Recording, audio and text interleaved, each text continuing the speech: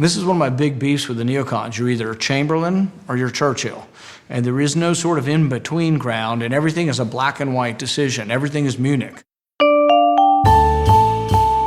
Hi, I'm Ian Brimmer, and welcome to the GZERO World Podcast. I'm host of the weekly show GZERO World on Facebook Watch. In this podcast, we share extended versions of the big interviews from that show. This week, I sit down with Senator Rand Paul from Kentucky, who was a U.S. presidential candidate in 2016, is well known for his libertarian views and support of the Tea Party movement. Today, I'll ask him about global trade, U.S. military intervention, his relationship with Donald J. Trump. Let's get to it.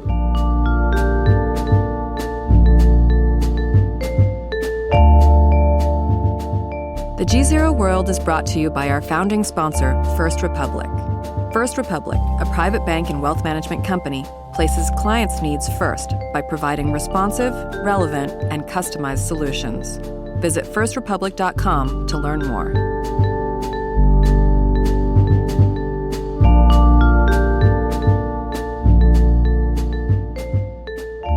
Now, you have been interestingly supportive of the Trump-Putin summit, something a lot of people seem to be uncomfortable with given all the challenges that Trump has around Putin.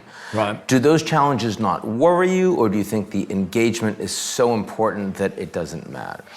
I've seen no evidence that somehow, President Trump is connected to the Russians and somehow being manipulated by Russians.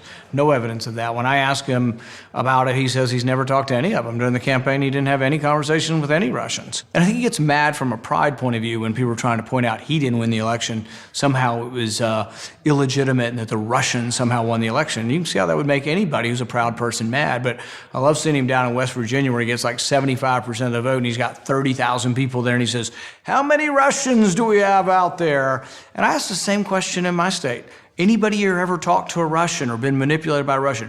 Most of Russia's ads that we've seen, like that were on Facebook and stuff, are written in such bad English, nobody would even read them probably. They weren't really that well done. Should we try to stop Russia from participating in our elections? Yes. Should we try to prevent? But that's sort of a cybersecurity question more than a political question. And I think the whole Russia investigation has become really just a politicized thing at this point.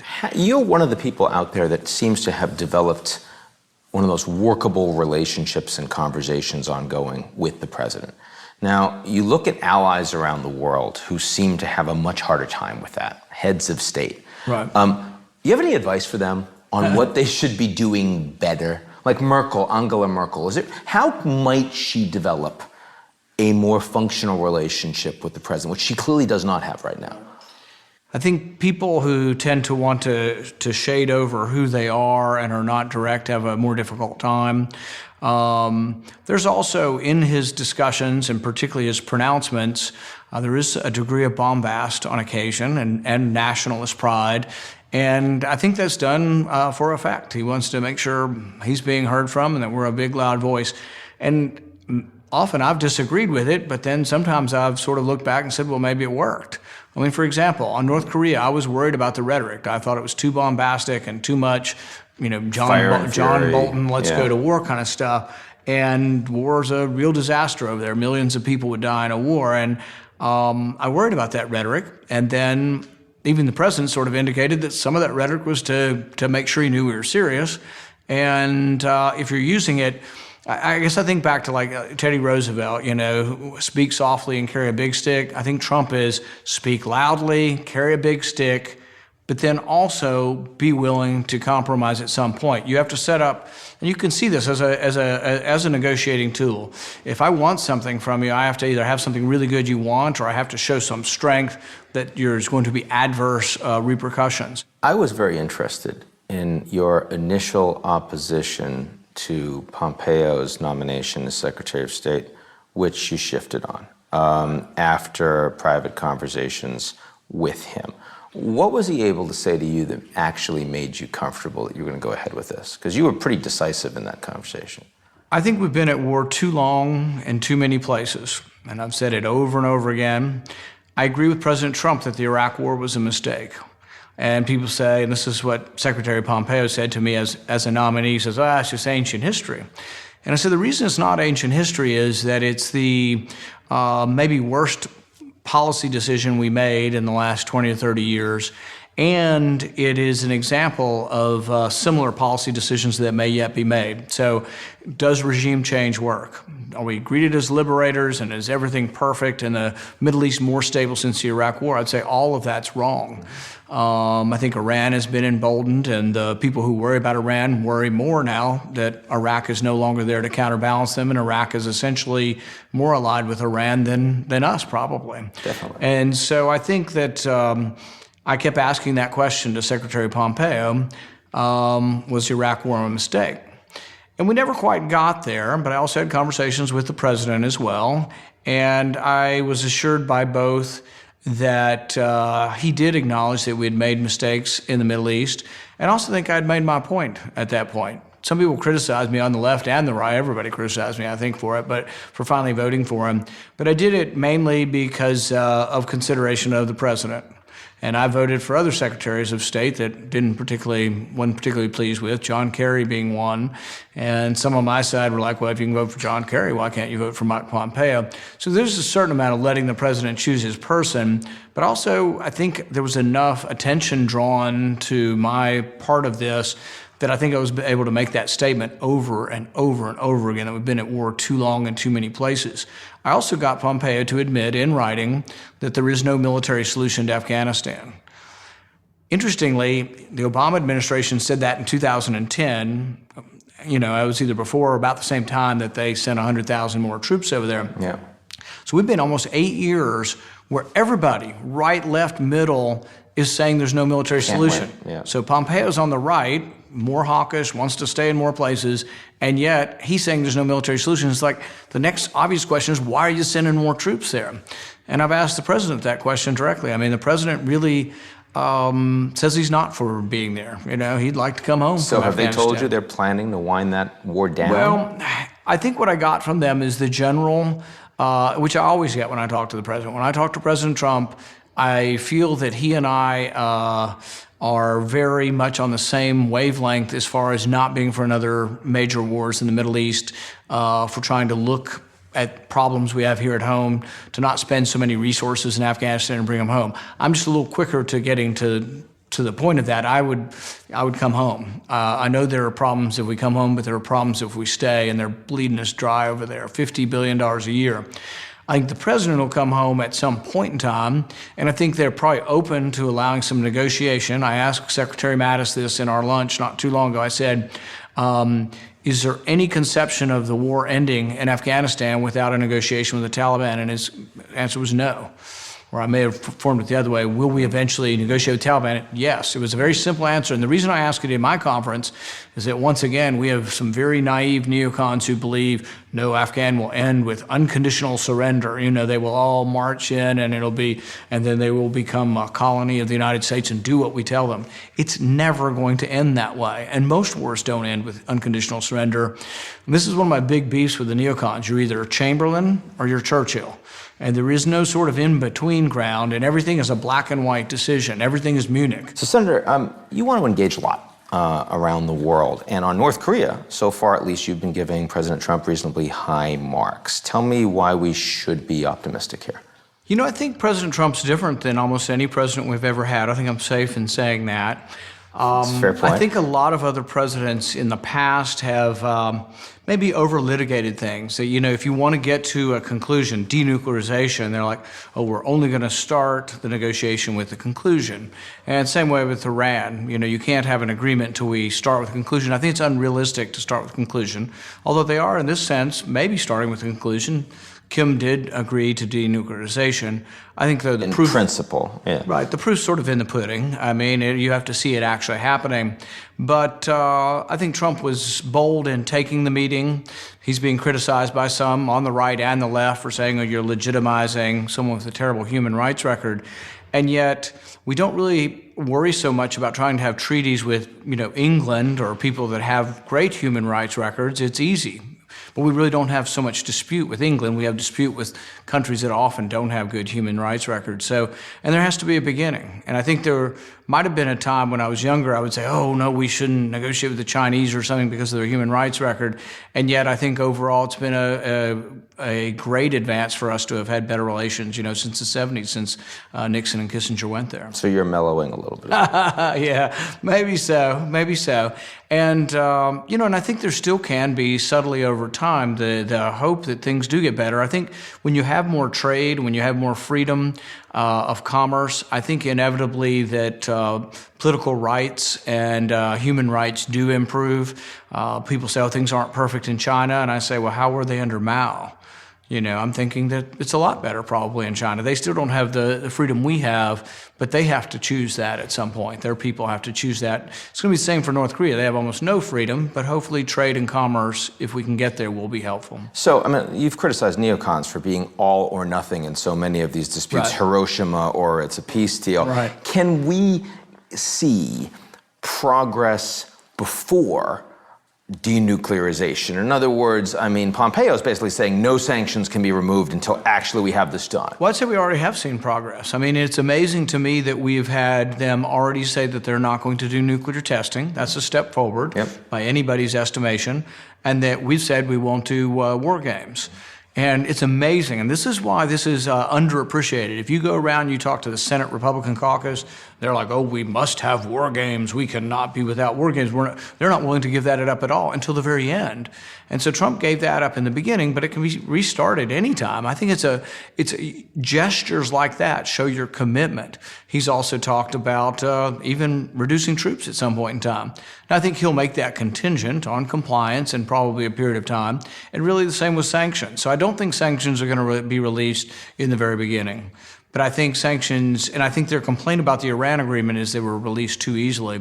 But I would say that if it's going to take time for them to denuclearize, or if they're willing to, let's say they have 40 and they're willing to dismantle 10 of them, there might be something you can give for that, and there might be something you could give for 10 more nuclear weapons, et cetera, until you get to the point. But some back and forth, even on the economic side, over the course of these negotiations, you think is potentially a reasonable way through? Like with sanctions, you mean whether some lessening? I think it's going to have to. I don't think any sanctions will be released until there's something verifiable that's been done on their part. On the ground. Stopping the testing is a great first step, and almost really the equivalence of stopping games. Maybe not quite, but they sound did something fairly verifiable on ICBMs, for example. Would you say, we should give them something economically? I'm all for giving a little bit for everything we get and doing it gradually over time. I don't think it should be all or none, and I don't think we should give up all the sanctions in the beginning. But little baby steps. We've gone through and we've had a big success. But it's a big step for North Korea to actually say they really are going to get rid of their weapons. Now, the one thing I wouldn't do is what we did the last time. We gave them money.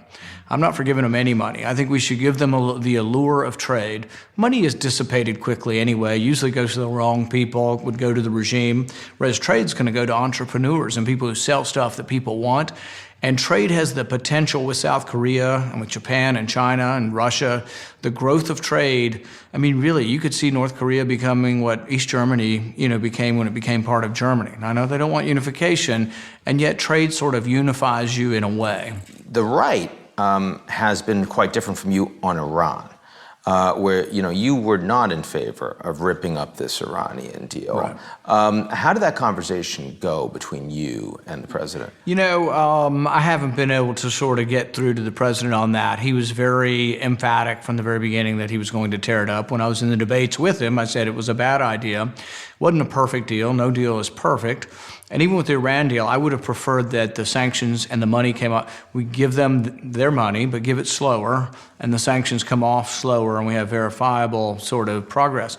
But really, most people think that they have complied with it. And I think we've mixed apples and oranges with the whole Iran agreement, because they have abided to the nuclear agreement, but we did not have agreement on ballistic missiles. There was not. Yeah, and if that bothers people, I kept saying, let's have a new agreement in addition. But I do think this, and I say this all the time now. I said it to the White House today. I talked to high-ranking people at the White House. I said, if you want a better Iran agreement, one, it's not going to be easy because you got to go back and rebuild the whole nuclear agreement. And then if you want a ballistic missile agreement, you will never get it until you realize that it would have to include Saudi Arabia. because really this is a 1,000-year war. It's a religious war, and much of what Iran does there is supporting co-religionists around the Middle East, and so do the Saudis do as well. But unless you realize that what Iran does in developing ballistic missiles is in response to Saudi Arabia, and that Saudi Arabia and the 8 Gulf sheikdoms or 14 Gulf sheikdoms, they spend 8 times as much as Iran, and we just had a big deal with Saudi Arabia. So what does Iran feel like? They're pressured to develop more weapons, not less. So if you ever wanted an agreement over there, it would have to include Saudi Arabia ratcheting down and Iran. When we had agreement with Russia, we both lowered weapons. You can't just say, this is what the neocons I think are naive. They think, Iran, you shall do this. And it's like, short of unconditional surrender, they're just not giving up their ballistic missiles. Made harder by the fact that Trump is seen as a very strong supporter of the Saudis. I think so. And the big arms deal, I think, has made peace less likely over there. In fact, I would do the opposite. I would, even with the big arms deal, will, as a senator, try to stop it. I have the ability to get a privileged vote, which means nobody can stop me from at least getting the vote. And I've done this twice now. And one of the reasons to do it is to get the Saudis to behave and to act better in Yemen. I think the Saudis have acted less than admirably. They've had a blockade. Food has been in short supply. 17 million people live on the edge of starvation in Yemen. Largest cholera epidemic in modern history in Yemen. 80% of the food comes in through the ports, and the Saudis have been blockading it, and we've been helping them. There's been no debate about whether we should be involved in that war. And so there is still a great deal of discussion in the Congress that I'm pushing and others that the Constitution intended that we would initiate war, which means we would debate it and we would be responsible to the voters every 2 years and every 6 years. But there would be, we would have to explain to the voters while we're at war. Now, no one in Congress really has been very interested in pushing that legislation. Well, it depends. It depends. I mean, the last time on trying to limit Saudi weapon sales, I think we got 44 votes. So, I mean, it's not quite a majority. The first time, I think we got 22. So we have been building on this. And, as the outrage, I think, increases over what's happening in Yemen and our role in it, and the fact that we've never given the president permission to do this. Well, when Trump ran, he was obviously much closer to you on most of these issues. And the very fact that he's willing to talk about, hey, why are these 32,000 troops in South Korea? Right. There are very few people in Washington willing to actually say that publicly. That's what always encourages me. Right. And you had the same thing with what Trump has been saying on Syria, what he's been saying on Afghanistan. And then you look at the National Security Advisor, John Bolton, and you look at Secretary Mattis, and you also look, at least so far, what Pompeo's been saying publicly. To what extent do you believe that, irrespective of the president and you may be interested in, that ultimately we're going to continue to see the same sort of American footprint with the cost attached to that? As you know, the status quo is, the ball's rolling and it just kind of keeps rolling in that direction.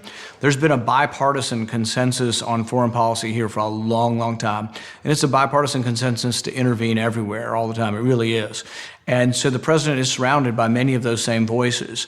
And I wish it weren't so. I don't have the power to change that. As you know, I didn't want John Bolton there. I think John Bolton is a terrible influence on the president. You said he should be at the children's table in North Korea. I just hope they're not listening to the things he has to say. I mean, you saw what he tried to say at the very beginning before the negotiations with North Korea started. You mean the Libya option? Yeah, he said, we're going to use the Libyan model.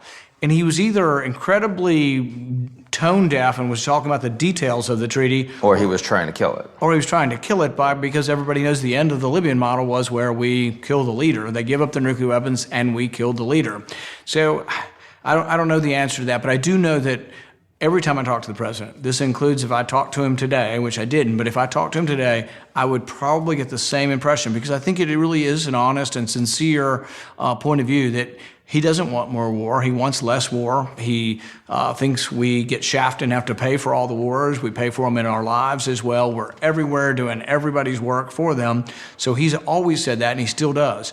But it's the same with a lot of presidents. Presidents will say things, and then the status quo kind of bogs them down. And the fact that this whole town has always been on both sides for intervening in most places around the world. Rand Paul, thank you very much. Thank you.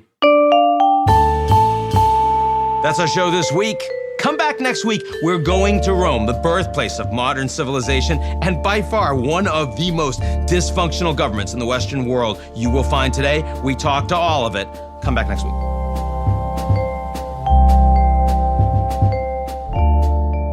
The GZERO World is brought to you by our founding sponsor, First Republic. First Republic, a private bank and wealth management company, places clients' needs first by providing responsive, relevant, and customized solutions. Visit firstrepublic.com to learn more.